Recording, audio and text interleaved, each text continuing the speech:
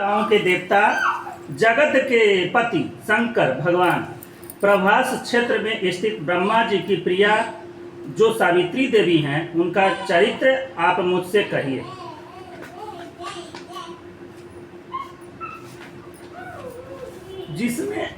जिसमें उनके व्रत का महत्मन्य हो और उसके संबंध का इतिहास हो, जो स्त्रियों के पति व्रत को देने वाले सौभाग्य और महान उदय का करने वाले हों। तब शंकर भगवान ने कहा कि हे महादेवी, प्रभास क्षेत्र में स्थित सावित्री के असाधारण चरित्र को मैं तुमसे कहता हूँ। हे महेश्वरी, सावित्री स्थल नामक स्थान में राज्य कन्या सावित्री ने जिस प्रकार से उत्तम वट सावित्री व्रत का पालन किया, मध्य देश में एक धर्मात्मा सभी प्राणियों के हित में तत्पर रहने वाला, राजधानी तथा राज्य में रहने वाले प्रजाओं के प्रिय अश्वपति नामक राजा था, जो कि क्षमाशील, संतान रहित, सत्यवादी और इंद्रियों को बस में रखने वाला था। एक समय वह राजा प्रवास क्षेत्र की यात्रा के निमित्त वहां पर आया और विधि पूर्वक यात्रा करता हुआ सावित्री के स्थल पर पहुंचा। वहां पर उस राजा ने अपनी रानी के साथ इस व्रत को किया, जो सावित्री के नाम से प्रसिद्ध, सभी प्रकार की कामनाओं को पूर्ण करने वाले भूर्व स्व इस मंत्र की साक्षात मूर्ति बनकर स्थित श्री ब्रह्मा जी की प्रिया सावित्री देवी उस राजा पर प्रसन्न हुई। शांत बैठो ना बेटा। कमंडलू को धारण करने वाली यह सावित्री देवी दर्शन देने के बाद पुनः अदृश्य हो गई और बहुत दिनों के बाद उसी राजा के यहाँ देवी के समान रूप वाली कन्या के रूप में उत्पन्न हुई। सावित्री की प्रसन्नता से प्राप्त तथा सावित्री की पूजा करने के बाद हुई अतः राजा ने ब्राह्मणों की आज्ञा से अपनी उस कन्या का नाम भी सावित्री रखा। वह राज कन्या सावित्री साक्षात शरीर धारण की हुई लक्ष्मी के समान सुशोभित होती हुई बढ़ने लगी और धीरे धीरे सुकुमार अंगों वाली वह यौनावस्था को प्राप्त हुई, जिसके मध्य भाग सुंदर और नितंब भाग विस्तृत थे और जो सुवर्ण की प्रतिमा के समान दिखाई पड़ती थी। लोग उसे देखकर यही समझते थे कि यह कोई देव कन्या है। कमल के समान विशाल नेत्रों वाली तथा तेज से अग्नि के समान प्रज्वलित होती हुई वह सावित्री महर्षि भृगु द्वारा कहे गए सावित्री व्रत को करने लगी, जिसके आरंभ में शांत बैठो ना बेटा।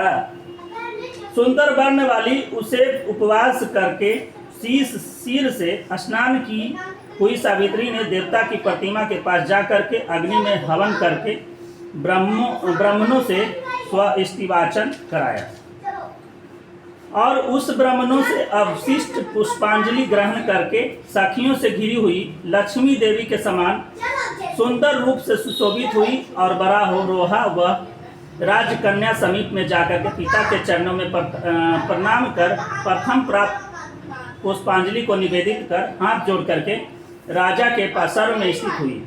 युवावस्था को प्राप्त हुई देखकर राजा ने उसके विषय में मंत्रियों से सलाह लेकर राज कन्या से कहने लगा, हे पुत्री, तुम्हें योग्य वर को देने का समय आ गया है। मुझसे कोई तुम्हें मांगने के लिए भी नहीं आता। मैं विचार करने पर तुम्हारी आत्मा के अनुरूप वर को नहीं पा रहा हूँ। अतः हे पुत्री, देवताओं के निकट मैं जिस तरह निंदनीय न होऊं वैसा तुम करो। मैंने धर्म शास्त्रों में पढ़ा और सुना भी है, यदि पिता के गृह में रहती हुई विवाह के पहले ही जो कन्या राजोधर्म से युक्त हो जाती है, वह शूद्रा के समान समझी जाती है तथा उसके पिता को ब्रह्म हत्या के समान जाप लगता है। इसलिए हे पुत्री, मैं तुमको भेज रहा हूँ और तुम स्वयं अपने योग्य वर ढूंढ लो। वृद्ध मंत्रियों के साथ शीघ्र जाओ और मेरी बात को मानो। इसके बाद जैसा कहते हैं वैसा ही होगा। ऐसा कहकर सावित्री घर से निकलकर राज ऋषियों के रम्य तपोवन की ओर चल पड़ी और वहां पहुंचकर मानवीय वृद्ध जनों को प्रणाम कर सभी तीर्थों और आश्रमों में जाकर के पुनः मंत्रियों के साथ सावित्री अपने गृह पर आ गई और वहां पर पिताजी के समक्ष पवित्र देव ऋषि नारद को बैठे हुए देखा।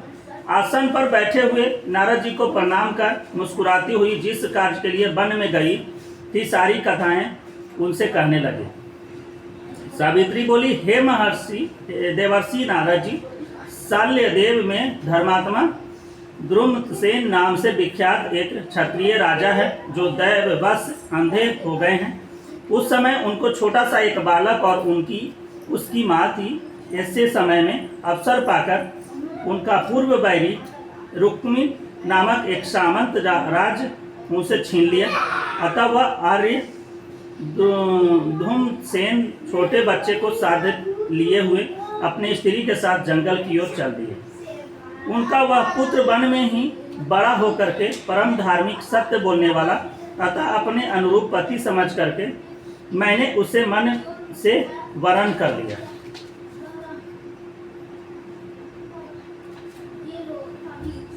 यह सुनकर नारद जी ने कहा, हे नारद, हे राजन, सावित्री ने यह बड़ा कष्टप्रद कार्य कर डाला। बाल वृद्धि होने से इसके केवल गुणवान समझ करके सत्यवान को वरण कर लिया। उसका पिता सत्य बोलता है, माता सत्य बोलती है और वह स्वयं भी सत्य बोलता है। इससे उसका नाम मुनियों ने सत्यवान रखा। उसको नित्य अश्व प्रिय है और मिट्टी के घोड़े बनाया करता है और चित्र में भी घोड़ा को ही लिखता है। इससे उसे चित्राश्व भी कहते हैं।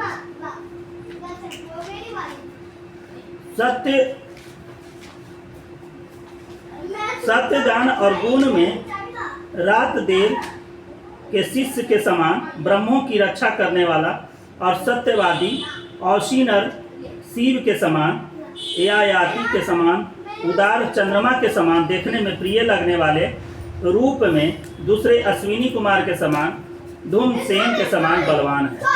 किंतु उसमें केवल यही एक दोष है, दूसरा कोई नहीं। सत्यवान आज से ठीक 1 वर्ष पर क्षीण आयु हो जाने से देह त्याग कर देगा। इस प्रकार नारद जी की बात सुनकर के राजकन्या सावित्री ने राजा से कहा, राजा लोग किसी से एक बार कोई बात कहते हैं ब्रह्मवेता एक ही बार कहते हैं और एक ही बार कन्या दी जाती है। ये तीनों कर्म एक ही बार किए जाते हैं, बार बार नहीं किए जाते हैं। दीर्घायु हो अथवा अल्पायु, गुणवान हो या निर्गुण, वर को एक बार वरण कर लिया, अब दूसरे वर को वरण नहीं करूंगी। पहले मन में निश्चय करने के बाद उसे वाणी द्वारा प्रकट किया जाता है और पुनः उसके बाद कर्म द्वारा किया जाता है और इससे प्रत्येक कार्य में मन को प्रमाण माना जाता है, अर्थात मन के विरुद्ध कार्य नहीं किया जाता है।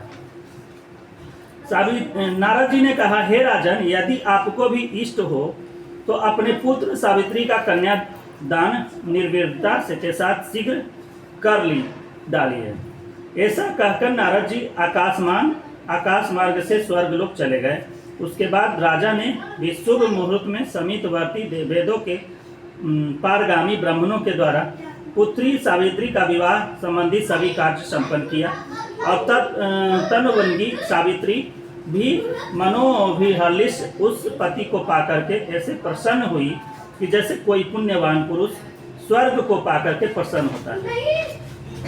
पुनः शिव जी पार्वती से कहती है कि हे पार्वती, इस प्रकार उस आश्रम में उस समय रहते हुए उनके समय व्यतीत हुए।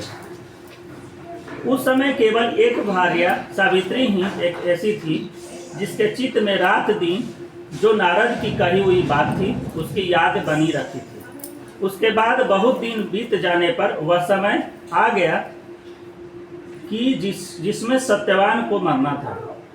अतः सावित्री नारद की कही हुई मरण की तिथि को हृदय में गिनते हुए ज्येष्ठ मास के शुक्ल पक्ष की द्वादशी तिथि को सायंकाल में आज से चौथे दिन मेरे पति को मरना चाहिए, यह सोचकर 3 रात्रि तक निराहार व्रत करने का उद्देश्य कर रात दिन आश्रम में स्थिर रूप से रहने लगी। इसके बाद 3 रात्रि बीत जाने के बाद प्रातःकाल स्नान कर देवताओं को तर्पण करने के बाद चारुहासिनी सावित्री ने ससुर का पाद वंदन किया। और इसके बाद जब कुल्हाड़ी लेकर के सत्यवान जंगल की ओर चला, तब जाते हुए अपने पति के पीछे पीछे सावित्री भी चली। वन में पहुंच करके सत्यवान जल्दी से फल, पुष्प, समिधा, कुसा और सूखी लकड़ियों को इकट्ठा कर ले जाने योग्य भार बनाने लगा। लकड़ियों को काटते काटते उसके सिर में पीड़ा होने लगी, जिससे उस कार्य को छोड़ करके वट वृक्ष की एक शाखा का सहारा लेकर के सावित्री ने से कहा कि हे सुंदरी, सिर की वेदना मुझे दुख दे रही है, अतः मैं तुम्हारी गोद में क्षण भर करके सोना चाहता हूँ। सावित्री ने दुखित होकर के कहा कि हे महाबाहो, आप विश्राम करें, पीछे हम श्रम को दूर करने वाले आश्रम को चलेंगे। जैसे ही पृथ्वी पर बैठी हुई सावित्री न सत्यवान के सिर को अपनी गोद में रखा, वैसे ही उसने कृष्ण मिश्रित पिंगल वर्ण वाले किरीटधारी पीत वस्त्र पहने हुए साक्षात सूर्य के समान उदित हुए और पुरुष को देखा। तो उसे देख करके सावित्री प्रणाम कर मधु वचनों से उससे कहने लगी, आप देवताओं और दैत्यों में से एक हैं जो मुझसे धर्मच्युत करने के लिए आए हैं। मुझे अपने धर्म से च्युत करने के लिए कोई समर्थ नहीं था, क्योंकि हे पुरुष श्रेष्ठ, मुझे धधकती आग की लपट के समान ही समझिए। यमराज ने कहा कि मैं सब प्राणियों के लिए भयंकर और कर्मानुसार उनका उचित दंड देने वाला यम हूँ। तो ही पतिव्रता सावित्री, ए बेटा शांत बैठो, सावित्री में पड़े हुए तुम्हारे पति की आयु समाप्त हो गई। बैठो चुपचाप।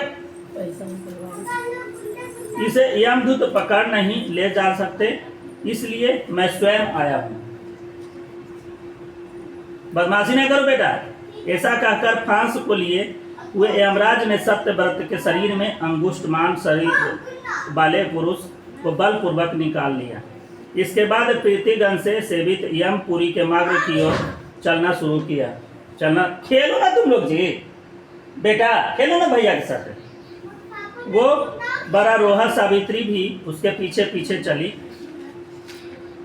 यम ने पतिव्रता होने का नाते चलने में न धधकती हुई उससे कहा कि हे सावित्री, एक मुहूर्त हुआ, तुम यहाँ तक मेरे साथ आ गई, अब लौट जाओ। हे विशाल नेत्रों वाली, कोई जीव बिना आयु समाप्त हुए या इस यमपुरी के मार्ग पर नहीं आ सकता। सावित्री ने कहा कि आपके जैसे विशिष्ट पुरुष के साथ पति का अनुगमन करती हुई मुझे कभी भी शर्म और ग्लानि नहीं हो सकती। सज्जनों की गति एकमात्र सज्जन ही है, दूसरा नहीं। इसी प्रकार स्त्रियों की गति उसका पति और वर्णाश्रमों की गति वेद और शिष्यों की गति गुरु है। इस पृथ्वी तल में सब प्राणियों के लिए स्थान है, किंतु स्त्रियों के लिए एकमात्र पति को छोड़ करके दूसरा कोई आश्रय नहीं है। इस प्रकार से धर्म और अर्थ से भरे हुए सुंदर मधुर अन्य वाक्यों से विसूर्य पुत्र ने प्रसन्न होकर के सावित्री से यह कही। यमराज ने कहा कि हे भाविनी, मैं तुमसे प्रसन्न हूँ और तुम्हारा कल्याण हो, तुम मुझसे वर मांगो। उसने विनय से सिर झुका करके अपने लिए राज्य पाने का वर मांगा और अपने महत्व ससुर के लिए देखने की शक्ति पाने के साथ साथ पुनः राज्य प्राप्ति एवं अपने पिता के लिए 100 पुत्रों की और अपने भी 100 पुत्रों की भांति प्राप्ति के लिए वर मांगा तथा पति के लिए पुनर्जीवन दान, निरंतर धर्म की सिद्धि प्राप्त करने का वर मांगा। इस प्रकार वर मांगने पर धर्मराज ने उसे अभीष्ट वर प्रदान कर वापस किया और उसके बाद सावित्री पति का जीवन दान प्राप्त कर प्रसन्न चित्त होती हुई अपने पति के साथ शांति से अपने आश्रम को चली गई।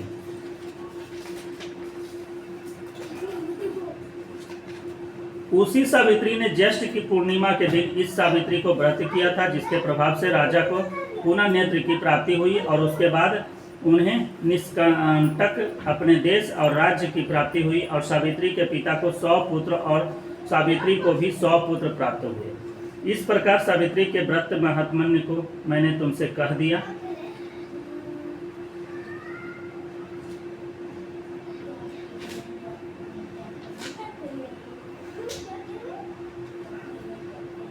देवी हे देवी सावित्री के द्वारा किया हुआ वह महान व्रत किस प्रकार का है? ज्येष्ठ मास में उसका विधान कैसे किया जाता है? हे विभो, उस व्रत को के देवता कौन हैं और कौन कौन मंत्र हैं, क्या फल है? सो हमें हे सनातन धर्म को विस्तार पूर्वक आप मुझसे कहें। ईश्वर जी ने कहा कि देवेशी सावित्री व्रत को आधार पूर्वक सुनो। महेश्वरी, उस सती ने जिस प्रकार इस व्रत को किया उसे मैं कह रहा हूँ। हे भावनी, ज्येष्ठ शुक्ल की त्रयोदशी तिथि के दिन प्रातः दंत धावन कर चुकने के बाद 3 रात्रि का उपवास करने का नियम करें। यदि प्रति करेगा बदमाशी तो